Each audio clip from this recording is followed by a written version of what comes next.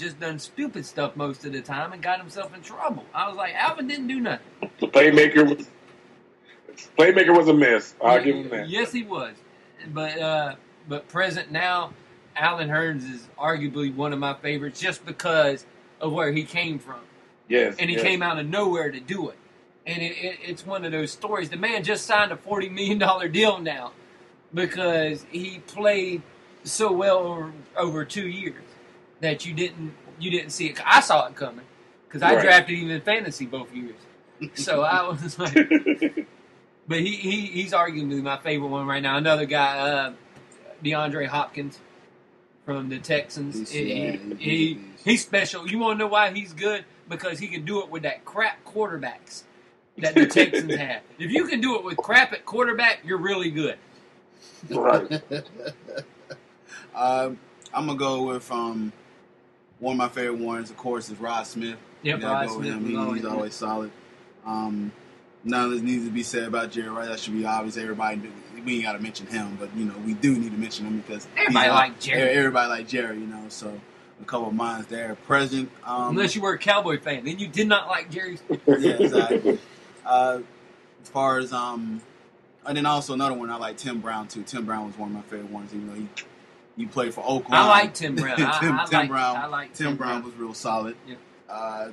Steve Largent was another one of my favorite ones. You want to know why? Because he was white. I'm just saying. Yeah. We didn't have many. My present now, I was going to go with a white guy and Julian Edelman. There you go. That guy, for his size and what he does, is amazing. It's great to watch him.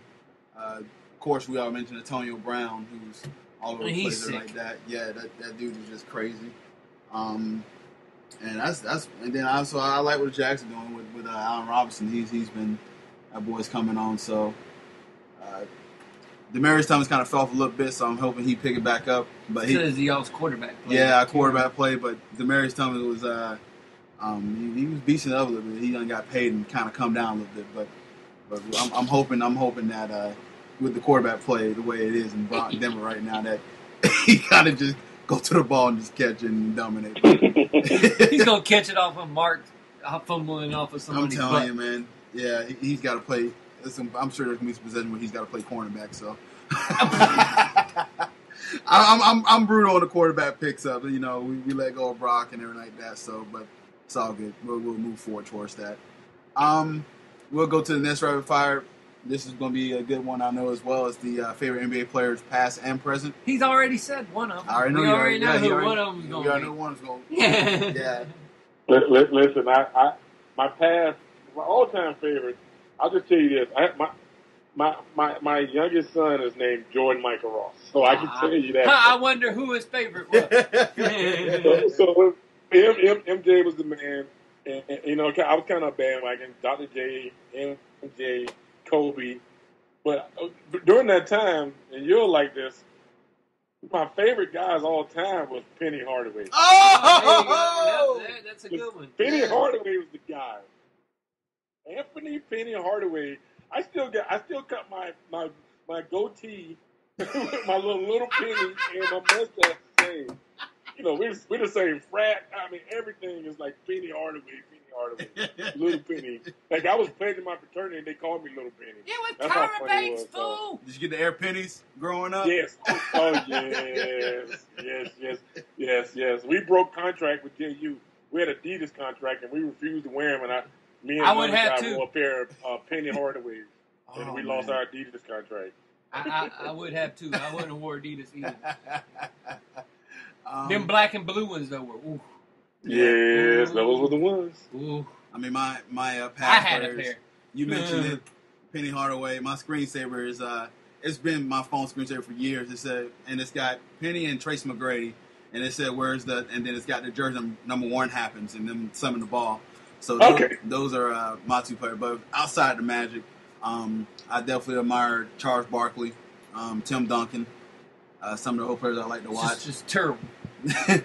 Charles Barkley was just very opinionated, but for his size, it was just an inspiration what he's done and how physical he is. Joe Dumars, or not Joe Dumars, I mean Isaiah Thomas. I mean Isaiah Thomas. That's I would have rather you said Joe Dumars than Isaiah Thomas. Isaiah Thomas. Zeke. Yeah. So, present players, I like Kevin Durant, even though he's going to OKC, but I'm intrigued with that. But I really, as I've said I'm rooting for them at all costs. But nonetheless, I still like watching Kevin Durant play. Right. Steph Curry, I'm sure we all can agree on what he's doing with the ball. So I mean, there's a few guys I'm kind of watching on there a little bit. It's present, but honestly, I'm always more of a team guy, so I'm going to let you. Back when I started watching basketball, of course, me being of the persuasion that I am, my past guy was always Larry Bird. Nice. That was the guy. If you were us, we had him. And I was like, in everything we did, like I'd go out in the backyard and all I do was shoot jumpers. And they were like, "Why are you doing that?" I was like, "Because Larry does it." And Larry did it. I'm like, that was my guy. But I always liked watching Magic. Magic was one of the guys that I enjoyed watching. Of course, Michael. Mm-hmm. Michael was always one of my guys. One of my favorite ones that no one ever. John Stockton was always fun to me to watch. Yes. And really, and Scottie Pippen. Scottie Pippen to me was the perfect counter to Michael Jordan. He did everything. He did a little bit of everything well. To where Mike done almost everything well too, but Scottie really done everything well. Mm-hmm. And he was always one of my favorites. And his shoes were always crazy. With a big gigantic arrow on the side of them and everything. So, but I was like everybody else here, I was a huge Penny Hardaway fan. And another guy I was a big fan of was Tracy McGrady. Mm-hmm. I was a big fan of Tracy McGrady when he went to Orlando, and Vince Carter. I've always been a big fan of Vince Carter. Just because of his last name.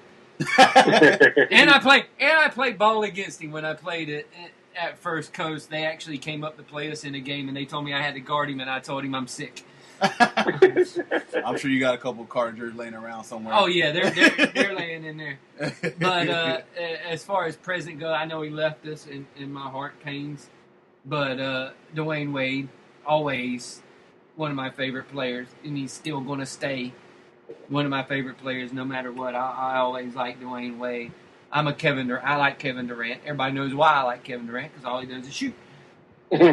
He's tall, skinny, and shoots. Matches me to a T, except I'm not 6'10". If I would have made me 6'10", I would have looked like Kevin Durant. We would have been done with it. I like watching. Everybody knows who my favorite guy on the Warriors are. I like not Steph Curry. Klay Thompson. Mm-hmm. Klay's my favorite. Klay's my favorite guy on the Warriors, bar none. And plus, what he had to say. Yeah, during that Olympic thing, it was amazing. Where he goes, "I ain't changing shit." Yeah, he's not sacrificing anything. That's what he said. Exactly. So, yeah. I say this is the good time where football is picking right back up. Luckily, we had Pokemon Go to stem the tide between basketball season and football season.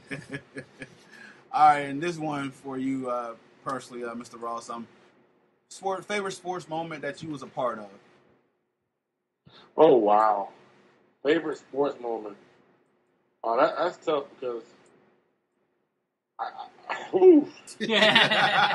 man, that's tough because I was playing AAU. We won the national championship, and funny, Vince Carter was supposed to be on that team when we played Nike Team Florida, but he went to band camp, so he didn't come. The true story, he went to band camp. And this one time at band? Oh, yes, he went to band camp. I did win a state championship. I mean, I guess playing in the NFL, the first time I got the ball on the kickoff, which was my first play, I would have. Wow, I would probably say playing an NFL game and coming out for warm up, and my first play, being able to get in the game, and they kicked the ball off to me in a 29-yard return, and that had to be the moment of my life, of my sports career, where it was just truly just surreal, just being on the NFL field when I was a basketball player. I bet that was a feeling walking on the field like that for your first time NFL game and the goosebumps going up, the adrenaline's going up. That had to be like the feels for that. Probably undescribable, honestly. Well, as a kid from Jacksonville, I can only imagine what it was like just to run out of the tunnel. Right. Oh my gosh, dude, fortunately, we played first game with Cincinnati. Yep. And then we played Cleveland the next week. And then I think we had another road game. We played Minnesota the week after that. I think so. Yeah, so we played, and we won all three of those games. The second, Cincinnati we won. The second game was the Cleveland game. That was the infamous beer bottle game. The beer bottle game. That was the beer bottle hell game. Yeah. I remember that game very, very vividly. Yeah, that was the beer bottle game. And then we came and, which was amazing that game because, we won and Marcus Stroud was on the team and he was one of the ones that got him riled up from the beginning. After he got that stop, he got on the bleacher and he's dancing and he's shaking and a couple of the guys are kind of getting into it and it was like a few bottles and stuff start coming. And it was like more and more started coming and they're coming off the top bleacher. They hit people in the head. And this before they did plastic bottles, by the way. Oh man. Yes, they had plastic. Listen, it was funny now that we can look at it, but it was scary because you never see another NFL team within evacuate the whole field. Oh man. A lot of people don't know this that the referees it was 58 seconds left and it was first down. And it was so crazy that the referees said they can't get control. Ball game's over. And that's when you see the videos of us running into the locker room. And we're laughing. And guys are in the shower. I'll never forget. Mark is in the shower. Now, you can only imagine after the game, they throw everything in piles to pack up to get on the airplane. Yep. And they've thrown all the parents naked and stuff. And the commissioner calls and says that we got to finish that NFL game. Oh, man. Could you imagine that? So those guys are like getting out of the shower, offense. Yep. And then you got to be in NFL rules, so you got to be in full uniform. So those guys had to find they had to find socks. Yep. And those guys are sweating for 3 hours. They've been sweating, so you're not putting on anybody else. So they had to get socks. Mark found a pair of pants. Like he didn't put any nothing on. He had to find his jersey. You had to do this for all, and only people that went back out were the linemen. Were the offense. Yep. With the 21 personnel, and they go back out, and they did all that, and finally got dressed, and they took 2 snaps. And Cleveland had to bring their defense out. Same thing. They take a snap, take a knee, take another snap, take a knee, and they come back in, and we shower and we get out of there. And they ran back in, because it was still coming. When they came back out, it was still coming, and they ran back in. Everybody helmets, everything just bolted. Yeah, And then after the game, it was kind of crazy because we have a police escort, but nobody left.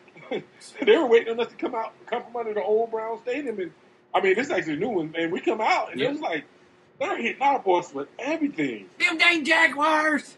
Dude, they were hitting, and they were still in the playoff hunt. Yep. So we ended up playing, and then we played Minnesota.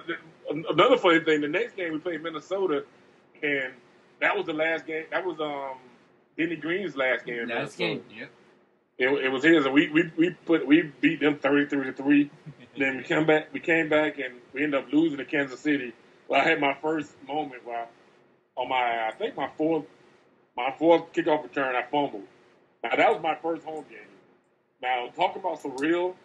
Coming out, and I had like 45 family members. I was a low budget baller then. It was like, but I'm getting those tickets. I was Christmas for everyone, and they were sitting and they were all happy to see me, and everyone wanted tickets, and it was that first home game, and it was like being able to come out and just. This was a real game. This wasn't like a preseason game. Exactly. This is real, and we ended up losing. And I had a kickoff return, and I fumbled. And Coughlin asked me, was I down? And I was like, yes, I was down. And he throws the flag, and everyone starts, the crowd's cheering, like, yeah, we're going to get the ball back. and it made like super slow motion, and